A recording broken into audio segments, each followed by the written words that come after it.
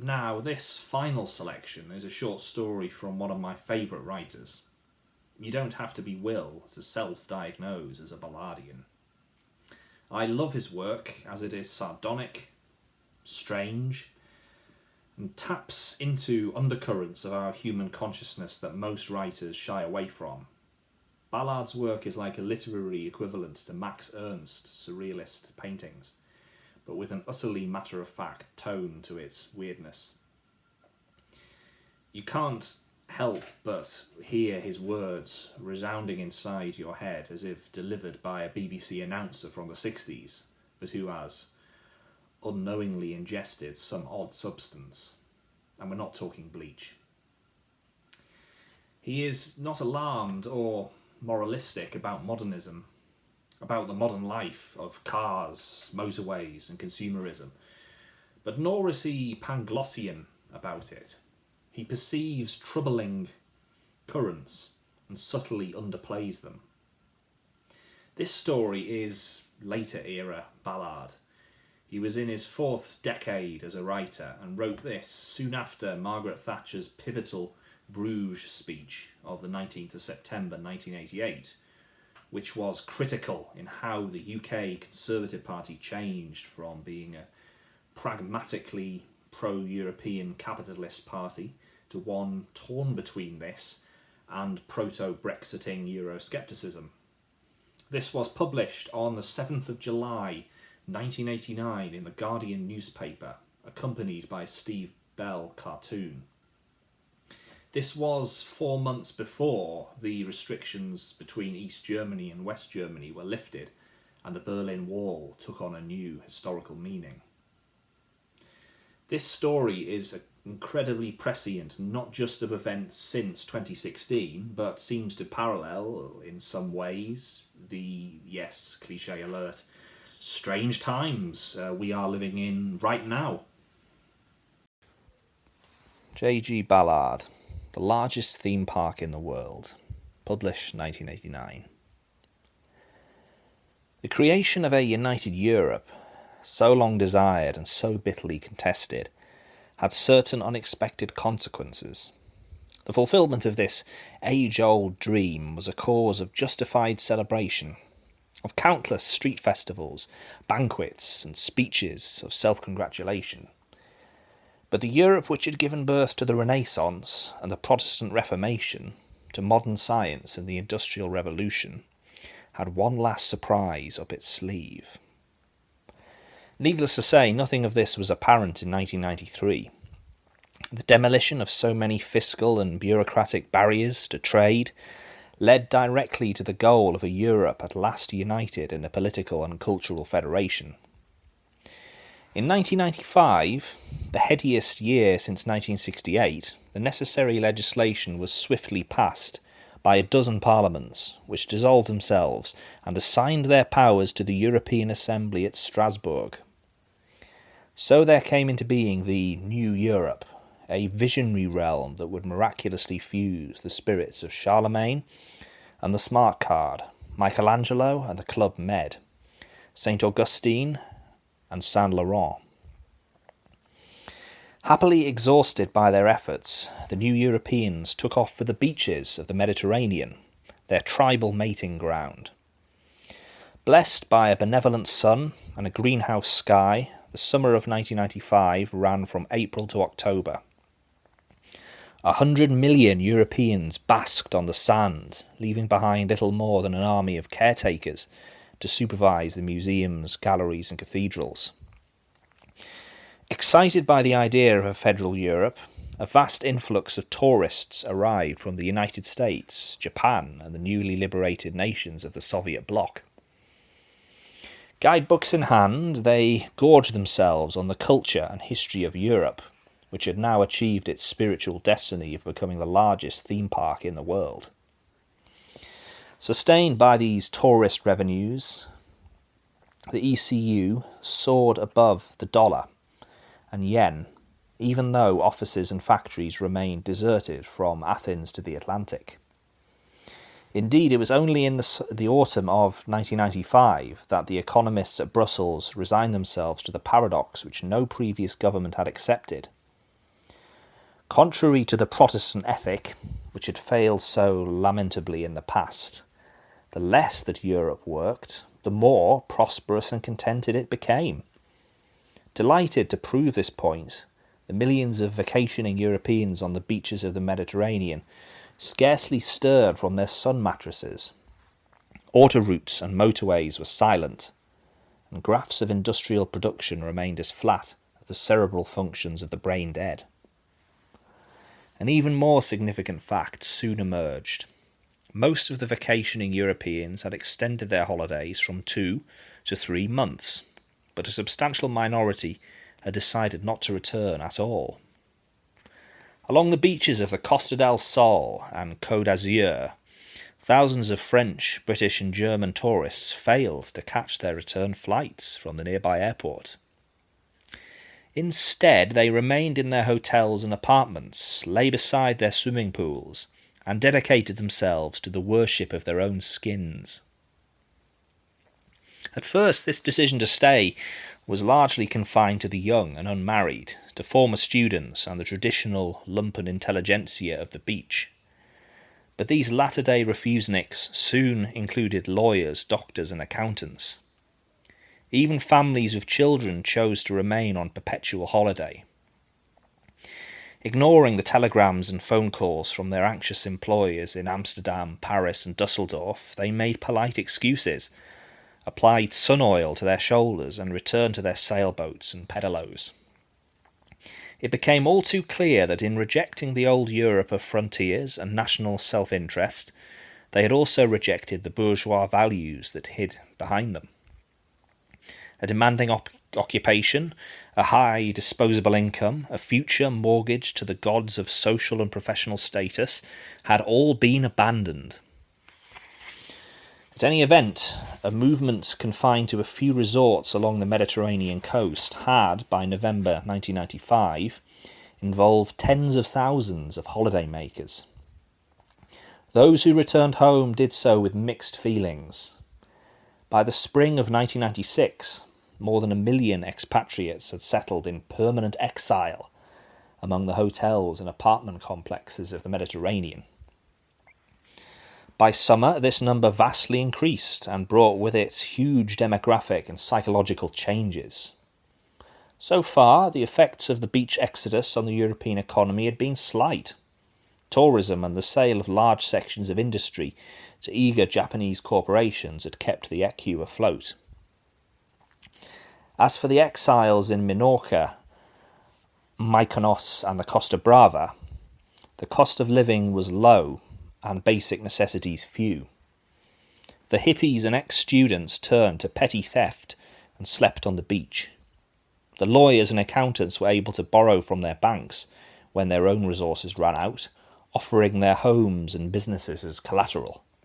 Wives sold their jewellery, and elderly relatives were badgered into small loans. Fortunately, the sun continued to shine through the numerous ozone windows, and the hottest summer of the century was widely forecast. The determination of the exiles never to return to their offices and factories was underpinned by a new philosophy of leisure, and a sense of what constituted a worthwhile life. The logic of the annual beach holiday, which had sustained Europe since the Second World War, had merely been taken to its conclusion. Crime and delinquency were non-existent, and the social and racial tolerance of those reclining in adjacent poolside chairs was virtually infinite. Was Europe about to lead the world in another breakthrough for the third millennium?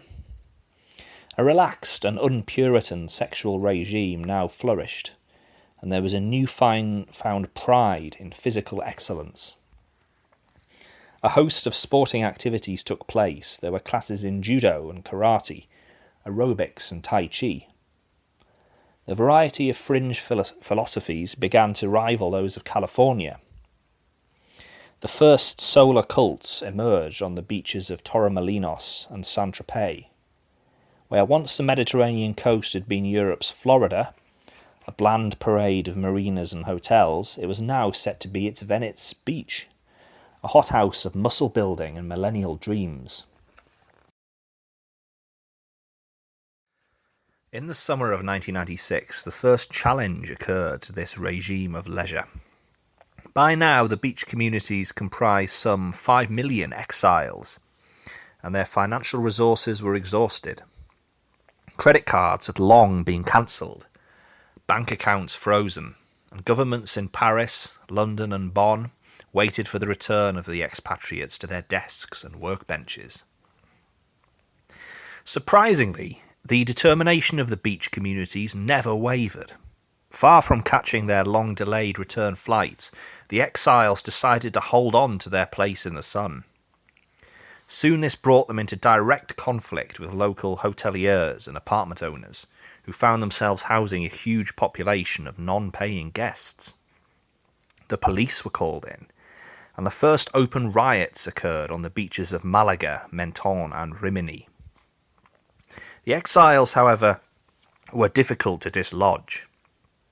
A year of sun and exercise had turned them into a corps of superb athletes for whom the local shopkeepers, waiters and hoteliers were no match. Gangs of muscular young women, expert in the martial arts, roamed the supermarkets of Spain and in the Côte d'Azur, fearlessly helping themselves from the shelves. Acts of open intimidation quickly subdued the managers of hotels and apartment houses. Local police chiefs, for their part, were reluctant to intervene for fear of damaging the imminent summer tourist trade.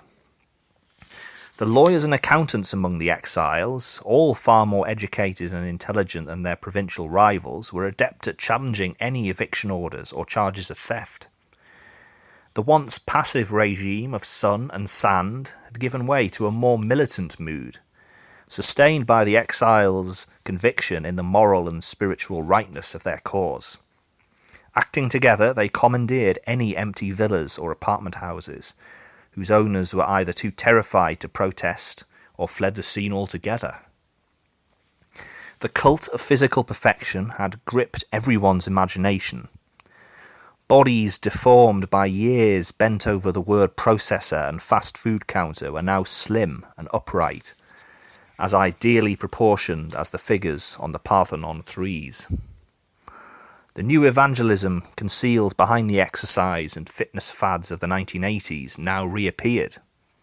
A devotion to physical perfection ruled their lives more strictly than any industrial taskmaster. Out of necessity, leisure had moved into a more disciplined phase. At dawn, the resort beaches of the Mediterranean were filled with companies of martial art enthusiasts, kicking and grunting in unison. Brigades of handsomely tanned men and women drilled together as they faced the sun. No longer did they devote their spare time to lying on the sand, but to competitive sports and fiercely contested track events.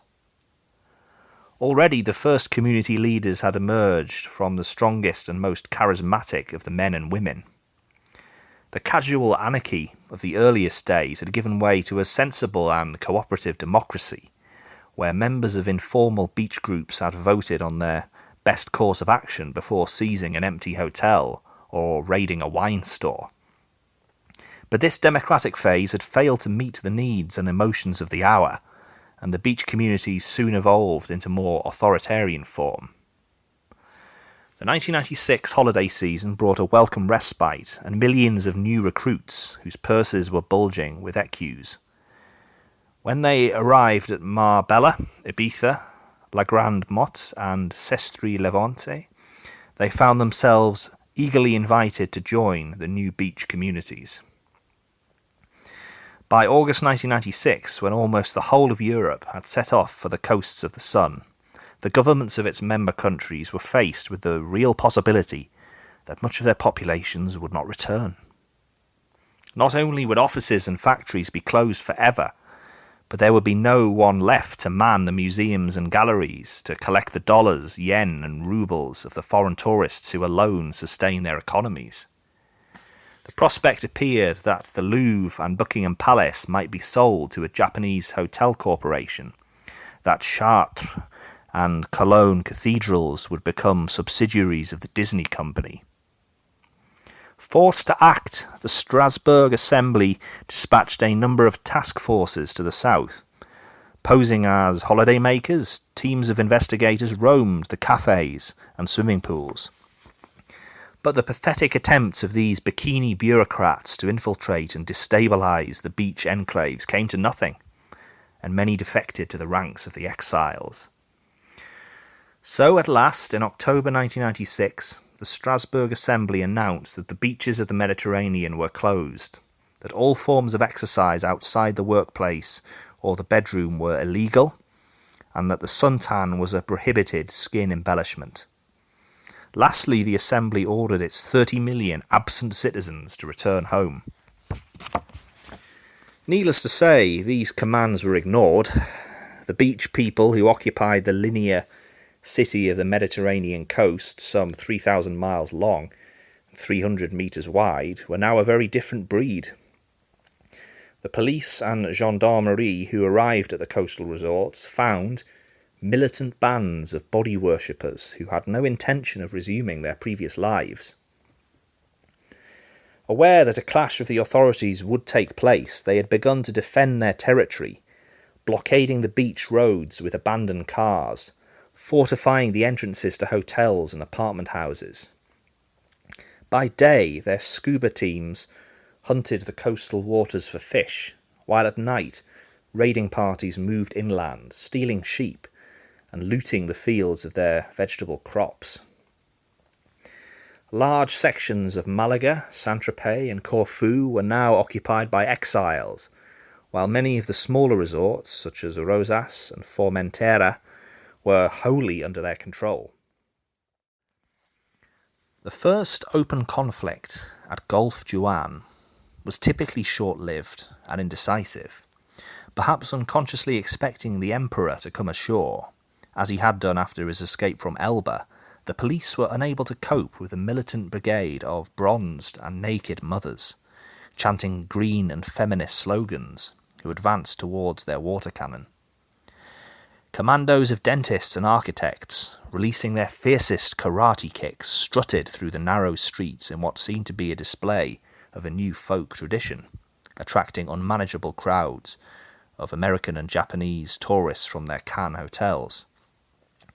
At Port Vendre, Sitges, Bari, and Fréjus, the police fell back in confusion, unable to distinguish between the exiles and the authentic visiting holidaymakers. When the police returned in force, supported by units of the army, their arrival only increased the determination of the beach people. The polyglot flavour of the original settlers had given way to a series of national groups, recruiting their members from their traditional resorts. The British at Torremolinos, Germans at Rosas, French at Juan-le-Pont. The resistance within these enclaves reflected their national identity. A rabble of drunken British hooligans roamed the streets of Torremolinos, exposing their fearsome buttocks to the riot police. The Germans devoted themselves to hard work and duty, erecting a Siegfried line of sand bunkers around the beaches of Rosas, while the masked nipples of Juan were more than enough to hopelessly dazzle the gendarmerie. In return, each of these national enclaves produced its characteristic leaders. The British resorts were dominated by any number of would-be Thatchers, fierce ladies in one-piece bathing suits who invoked the memory of Churchill and proclaimed their determination to fight them on the beaches and never, never surrender. Gaullist throwbacks spoke loftily of the grandeur of French sun and sand, while the Italians proclaimed their Mare Nostrum. But above all, the tone of these beach furors was uniformly authoritarian. The sometime holiday exiles now enjoyed lives of fierce self-discipline, coupled with a mystical belief in the powers of physical strength. Athletic prowess was admired above all, a cult of bodily perfection mediated through group gymnastic displays on the beaches. quasi-fascistic rallies in which thousands of well-drilled participants slashed the dawn air with their karate chops and chanted in a single voice at the sun. These bronzed and handsome figures with their thoughtless sexuality looked down on their tourist compatriots with a sense of almost racial superiority. It was clear that Europe, where so much of Western civilization had originated, had given birth to yet another significant trend, the first totalitarian system based on leisure. From the sun lounge and the swimming pool, from the gymnasium and disco, had come a nationalistic and authoritarian creed with its roots in the realm of pleasure rather than that of work. By the spring of 1997, as Brussels fumbled and Strasbourg debated, the 30 million people of the beach were beginning to look north for the first time. They listened to their leaders talking of national living space, of the hordes of alien tourists with their soulless dollars and yen, of the tired blood of their compatriots yearning to be invigorated. As they stood on the beaches of Marbella, Juan, Rimini and Naxos, they swung their arms in unison, chanting their exercise songs as they heard the call to march north, expel the invading tourists and reclaim their historic heartlands. So, in the summer of 1997, they set off along the deserted autoroutes and motorways in the greatest invasion that Europe has ever known. Intent on seizing their former homes, determined to reinstate a forgotten Europe of nations, each jealous of its frontiers, happy to guard its history, tariff barriers, and insularity.